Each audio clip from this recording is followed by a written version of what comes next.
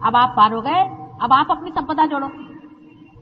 अब आप संपदा जोड़ सकते हैं, उसको जोड़ा कि नहीं ये तो देखना चाहिए। अभी देखिए ये लड़की है, इसकी पूर्व संपदा कुछ भी नहीं, इसके माँ की भी नहीं, बाप की नहीं। माँ ने ब्लैक मैजिक किया और बाप ने न जाने कितने धंधे किए, 50 लड़कियों के पीछे भागता रहा, कितनों की जिंदगियां खराब कर। ससुर एक नमूना तो वो दूसरे नमूने, पूर्व संपदा तो सारी बेकार हो गई। उसके बाद सहयोग में आने के बाद भी अगर मनुष्य सोचे कि हाँ भाई मुझे शांति मिल जाए, मैं शांतिमय हो जाऊं, मुझे सुख मिल जाए, बस, तो सहयोग का कोई भी दर्शन आपको नहीं, उसका लाभ कुछ भी नहीं। सहयोग से विवेक आना चाहिए, विजडम आना चाहिए। सहयोग से जानना चाहिए कि परमात्मा ने जो दीप हमारे अंदर जलाया है, ये जो आत्मा की ज्योत हमारे हर एक प्रत्यंग से बह रही है, जिसको हम चैतन्य की तरह से जान रहे हैं, इस चैतन्य को पाने के बाद इससे हमने कौन सी संपदा जोड़ी, कौन सा विशेष कार्य कर दिया? नहीं तो मनुष्य इतना सुपरफिशियल ही रहता है, सारी जिंदगी वो इसी में बिता देता है, अनेक जिंदगियां वो ऐसे बिता देता है। खाना खाना, शादी करना, किसी मेहमान के यहाँ जाना, किसी को बुलाना, बस इसके सिवाय उसका कोई और प्रगति की ओर या अपने उत्थान की ओर जरा सा भी विचार नहीं है। इतना उथलापन जीवन की तरफ होने की वजह से हम लोग अगर कीड़े मकोड़े जैसे मारे जाते हैं तो उसमें क्या आश्चर्य, क्योंकि परमात्मा की सत्ता में आपका क्या महत्व है? परमात्मा की सत्ता में आपका कौन सा हाथ हो सकता है? किसी भी गवर्नमेंट में आप देख लीजिए, जहां पर कि लोग किसी भी तरह से विनाशकारी कार्य करते हैं, वो निकाल दिए जाते, या अगर वो किसी तरह का कार्य ही नहीं कर सकते, बिल्कुल आलसी हो जाते हैं, उनको भी कोई तनख्वाह उनका नहीं देता, वो भूख के मारे मर जाते। उसी प्रकार परमात्मा के राज्य में अगर आप कोई सी भी संपदा नहीं जोड़िएगा, कुछ भी नहीं पाइएगा, तो हाँ मुझे तो शांति मिल गई, मैंने तो पा लिया, माँ ने मुझे दे दिया, सब मेरे इश्तेहार लगाने से कोई फायदा नहीं होना। गहरी बैठ होनी चाहिए, गहरापन होना चाहिए। आप सोचिए आपने सहयोग में क्या क्या किया, कितने साल से आप लोग सहयोग में हैं। सहयोग के बारे में आप कबीर को पढ़ें, गहरी बैठक आप देखिएगा, गहरा, आप ही जैसे इंसान थे वो भी, पर उनका गहराई, यानी अभी तक भी कहीं भी उनका एक पद सुन लीजिए तो मनुष्य गहरा उतरता है। हमारे अंदर कोई गहराई, कोई आला की डोळे गेलेच पाहिजेत का तिकडे, कोई आया कि आंख उधर, चित्त तो कम से कम इधर रखो, टेंशन से देखो, इधर उधर आंख नहीं घुमाना, सीधे चित्त से बैठो, जरा बात सुनो। अपने जीवन के प्रति अपने और एक तरह की इज्जत होनी चाहिए, रिस्पेक्ट होना चाहिए। हमारा जीवन कोई ऐसा व्यर्थ नहीं है जो हम ऐसी वैसी चीजों में बर्बाद करें। 2-4 पैसे कमाने के पीछे में हम अपना मनुष्य का जीवन नहीं व्यर्थ करने चाहते। हमारा मनुष्य का जीवन अनेक योनियों से बीतने के बाद आज यहां पर आया और उसके बाद सहयोग से हमने इतनी प्राप्ति कर। अब इस जीवन का हमने क्या उपयोग किया? आज मुझे बड़ा आनंद आया, एक जगह गई थी मैं, तो वो बताने लगे कि आपके एक शिष्य हैं, उन्होंने हमारी लड़की की तबीयत ठीक कर दी। मैंने कहा क्या नाम? कुछ नाम उन्होंने बताया, मैं तो मुझे याद नहीं उनको, मैं देखती हूँ होंगी, मेरे नाम भी याद नहीं मुझे, मैं तो अपने बेटों को उनकी आंख से पहचानती हूँ।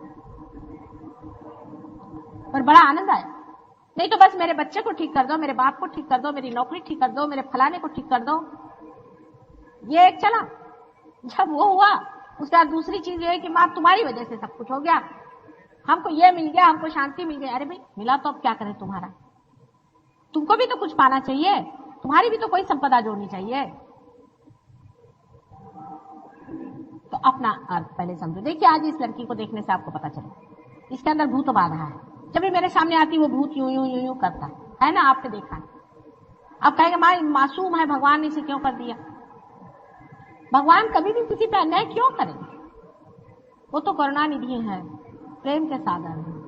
वो तो आपको शांति देने के लिए उतावले हैं, पर आप ही लोग नहीं लेना चाहते उसे, वो तो भी क्या करें। आपको सिर्फ स्वतंत्रता दी है ना,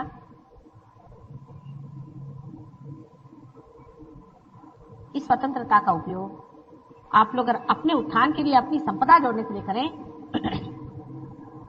तो सहयोग में अनंत उसकी राशियां की राशियां पड़ी, मुफ्त में हजारों लाखों करोड़ों ऐसे आशीर्वाद पड़े हुए हैं जिसको लेते, उस आशीर्वाद को लेने के लिए, उस परम आनंद को पाने के लिए अपने में गहराई उतारना चाहिए। जैसे अगर आपके अंदर प्याला ही नहीं हो तो क्या पत्थर पे पानी डालें?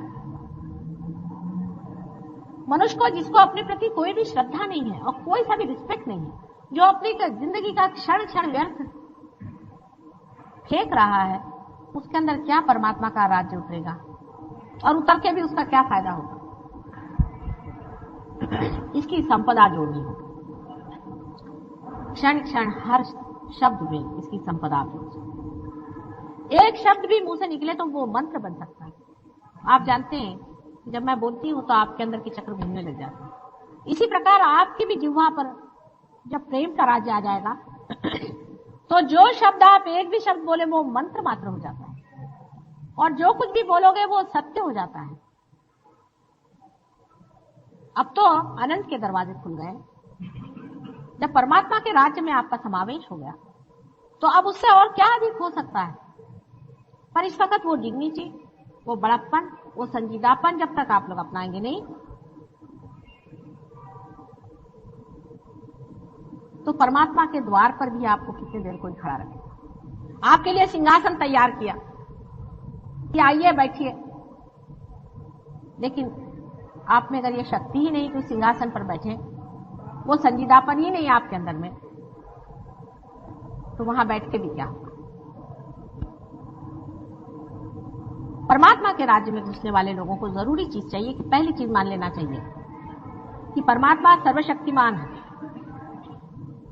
और वो सारे कार्य को करते हैं, सारा कार्य वो निष्पन्न करते हैं। ऐसे सर्वशक्तिमान परमात्मा के राज्य में घुसने के बाद हमें अपना अहंकार छोड़ देना चाहिए। ये सिर्फ सहयोग के बाद हो सकता है, उससे पहले नहीं। जब तक आत्म साक्षात्कार नहीं होता आप अपना अहंकार नहीं छोड़ सकते। उस वक्त कहना चाहिए मैं नहीं, तू ही हो, तू अपना काम कर, मैं देख रहा हूं, दृष्टा मात्र। यह सहयोग के बाद ही संपन्न हो सकता है, उससे पहले नहीं हो सकता। जैसे मैंने कहा था कि आपकी मोटर ही स्टार्ट नहीं हुई तो आप आगे कैसे प्रोग्रेस करेंगे? कुंडलिनी का जागरण होकर के जब ब्रह्मरंध्र से छेद करके आपका चित्त उस प्रांत में पहुंच जाता है, उसके बाद ही ये कार्य संपन्न होता है। इतना बड़ा मुकुट और सर पे लगाया हुआ है, लेकिन आपकी चाल अगर वो नहीं हो तो क्या शोभनीय होगा? सब लोगों को बैठ के सोचना चाहिए कि हमने कौन सी संपदा इकट्ठी की और सहयोग का लाभ हमें जैसा हुआ है ऐसा कितने लोगों के लिए देने का हमने प्रयत्न किया। खुद ही सहयोग का फायदा उठा करके बैठ जाना कोई बड़ी विशेषता नहीं, यह कोई अपनी निजी प्रॉपर्टी नहीं है, ये जागतिक ही नहीं, पूरी यूनिवर्सल प्रॉपर्टी है। इसको सबको देना चाहिए, सबको बांटना चाहिए, और सबको यह आनंद और शांति मिलनी चाहिए, और सबको आत्मा का प्रकाश मिलना चाहिए। आप जानते हैं कि बंबई शहर में हजारों लोग ऐसे हैं जिनको यह भी नहीं मालूम कि उनके अंदर आत्मा जागरूक है, कुछ भी नहीं जानते। हालांकि आप बहुत कुछ जान गए हैं आत्मा के बारे में, आप आत्मा को पहचान गए हैं, उसके प्रकाश को आप पहचान गए हैं, आपके अंदर वो प्रकाश जागरूक हो गया। इस जन्म में जो भी कुछ मिला है वो किसी भी जन्म में पहले नहीं मिला था। अहो भाग्य। अब इस पर इतनी बड़ी संपदा मिलने के बाद हमने कौन सी अपनी संपदाएं जोड़ी हैं, इसका हिसाब जोड़ना चाहिए। जैसे इसका हिसाब जोड़ना शुरू हो जाएगा, आनंद की लहरियां उठनी शुरू हो जाएगी। जो आज तक आपका आनंद इकट्ठा करने का तरीका था उसके बराबर उल्टा अब तरीका बनता है। जैसे पहले यह होता था कि कोई चीज बाजार से जाके आपने खरीद ली तो बड़ा आनंद होता था। अब अगर आप किसी को कोई चीज दे देंगे तो आपको आनंद। पहले अगर ये कहने में बड़ा आनंद होता था कि ये मेरा भाई है, ये मेरी बहन है, ये मेरा फलाना है, इसका ठीक करना है, उसका ठीक करना है, मेरे बच्चे हैं, मेरे बाप है। अब दूसरों को अपनाने में आनंद होगा। ये जो दायरे और सीमित प्रवृत्तियां हैं, ये जब टूटेंगी तब आनंद होगा। पहले जो झूठ बोल करके या किसी को दुखदायी बात कह करके आप सोचते थे कि आप आनंद पा लेंगे, अब किसी से एक भी प्रेम की बात करने से अनंत आनंद आए। हमें तो प्रेम से बात करना आता ही नहीं। मैं मनुष्य को देखती हूं कि इनको तो किसी से प्रेम से बात करना आता ही नहीं। जो भी होता है इतना कृत्रिम और इतना बंधा हुआ, अनैसर्गिक बिल्कुल, उसमें कोई भी स्पॉन्टेनिटी नहीं, उसके अंदर कोई खिंचाव नहीं, वार्मथ नहीं।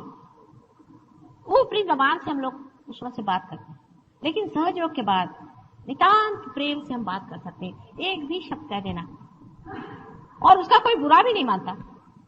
अभी आपने देखा इस लड़की को मैंने कहा इस तरह से, हालांकि मैंने उनको एक तरह से डांटा ही था, लेकिन वो समझ गई।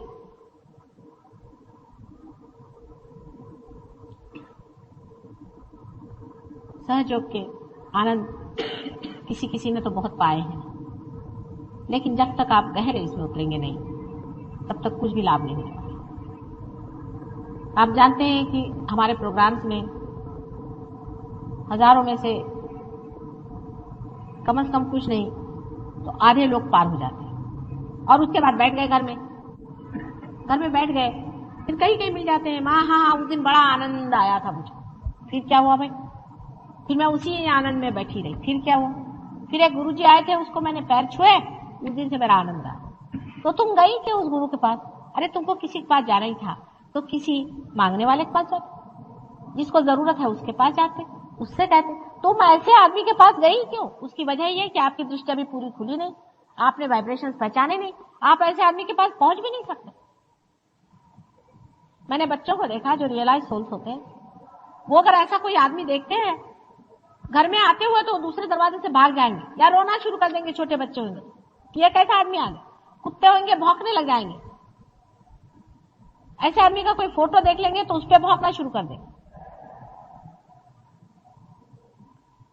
और अगर आप सहयोग से भी नहीं पहचान पाते कि कौन सा आदमी क्या है, ये क्या कर रहा है, ये किस तरह से हमें बता रहा है, इसमें कोई अर्थ है या नहीं है, फिर वो सहयोगी भी क्यों ना हो, कोई भी क्यों ना हो, अगर आप इसको नहीं पहचान पाते तो अभी तक आपने अपने वाइब्रेशन से पहचाने नहीं। तो वाइब्रेशन में गहरा उतरना पड़ेगा, हर एक चीज में गहराई आनी पड़ेगी। गहराई क्यों नहीं आती? हर बार यही प्रश्न होता, क्यों नहीं? क्योंकि आप अपने प्रति इतनी इज्जत है, आप अपने को जानते नहीं कि आप क्या है। मनुष्य अपने को जानता नहीं कि वो क्या है। अब सबने कहा कि भाई हाँ तू ये नहीं जो बाहर दिखता है, तू अंदर जो है सो है। ये तो कहना हो गया, अब तो मैंने तुम्हें दिखा दिया ना। अगर मनुष्य पार होने के बाद भी अपनी पहचान पूरी नहीं कर लेगा तो फिर कब करेगा? अपने प्रति पूर्णतः श्रद्धामय होना चाहिए। माता जी के दर्शन के लिए सब लोग उत्सुक हैं, लेकिन अपने दर्शन के लिए पहले होइए, पहले अपने दर्शन करिए, अपने को हार पहनाइए, अपनी आरती उतारिए, अपने को देखिए। लेकिन अपना तो खोया हुआ, अपना तो छिपा हुआ है। अपने का जागरण पूरा जब होगा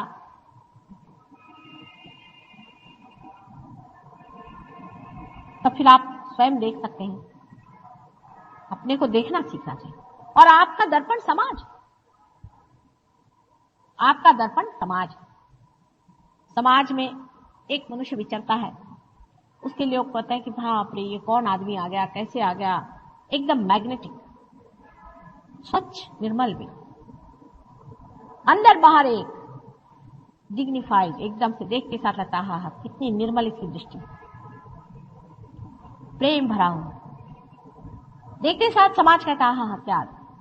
वो मर जाए चाहे 100 साल हो जाए, 2000 वर्ष हो जाए, 5000 वर्ष हो जाए, वो जिस मिट्टी में गड़ेगा वो मिट्टी भी उसका सुगंध फैलाएगी। एक मनुष्य होता है वो ऊपर से बड़ा ढोंग बना करके आता है, तिलकधारी, फलाना ढिकाना, मैं अमका हूं टमका हूं। थोड़े दिन उसका चल जाता है, लोग उसको मानते हैं, होता है, बाद में उसका सवेरे मुंह नहीं देखेंगे। आपके लिए वो मार्ग खुल गए, आपके लिए वो तरीका खुल गया, लेकिन सिर्फ अपने ही आनंद में संतोष नहीं करना। ध्यान करो, ध्यान से अपने में गहराई बैठाओ, और इस गहराई को जब तक आप बांटोगे नहीं और दूसरों की संपदा जोड़ोगे नहीं, तब तक आनंद भरपूर नहीं होगा। कितनी भी धन संपत्ति हमारे पास हो जाए और जब तक हम उसे बांटेंगे नहीं, हमें आनंद नहीं आने वाला। और अगर हम उसे बांटेंगे नहीं तो होगा क्या? थोड़े दिन में हम विकृत हो जाएंगे। आपने देखा है जो कंजूस होते हैं उनके रुपए दूसरे तरीके से निकल जाते हैं।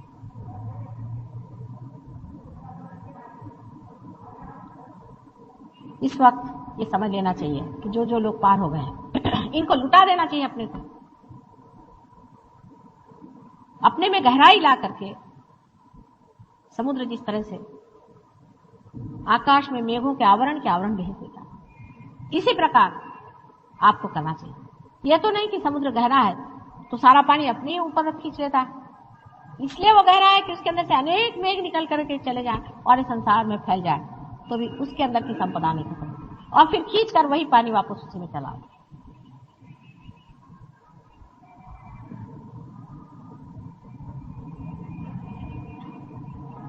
अपनी अपनी संपदा जोड़नी है, उसके लिए मेहनत करनी होगी। अब क्या करूं मां, मेरे घर में बच्चे हैं, मेरे ये हैं, ठिकाने हैं, मेरे पति ऐसे हैं, मैं कुछ नहीं कर सकता, मेरी पत्नी ऐसी है।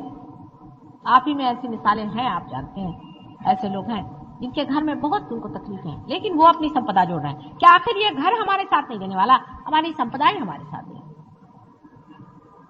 आप लोग सब वाल्मीकि का किस्सा जानते हैं, मुझे फिर से बताने की जरूरत नहीं। इसका मतलब ये नहीं कि घर वालों से आप दुष्टता करें, उसका उल्टा भी हिसाब हमेशा लोग जोड़ लेते हैं। इसका मतलब वो नहीं, तो फिर जो भी बात कहते हैं उसका बराबर आप उल्टा हिसाब मत ले लीजिए। मेरा मतलब है कि घर वालों को तो बहुत प्यार करना ही चाहिए, लेकिन अनड्यूली जो होता है कि मैं कहे मेरा बच्चा, ये करने की कोई जरूरत नहीं आपको। ठीक है, उनका खाना पीना, उनको प्यार देना, व्यवस्थित सब कुछ जिस तरह से करते वैसे। मैं तो यहां तक करूंगी कि जितना आप अपने बच्चों को प्यार करते हैं उतना कम से कम दूसरों को करें। बहुत कठिन बात लगती है आपको,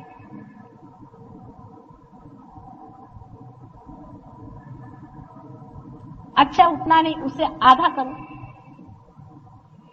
शुरुआत तो करो, पहले शुरुआत करो, फिर जब मजा आने लगेगा तब आप और करिएगा।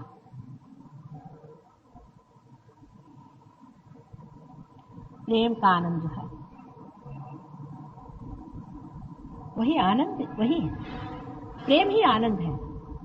प्रेम जो हर समय बहते रहता है, जब वो लौट के आपके पास आता है तो आनंद की लहरें आ जाती है। जाते वक्त वो प्रेम होता है, लौटते वक्त वो आनंद बन जाता है। प्रेम और आनंद में अंतर कहीं मुझे दिखाई नहीं देता, सब कुछ प्रेम ही प्रेम है, और यही एक बड़ा भारी सत्य भी है, और कोई चीज सत्य नहीं है।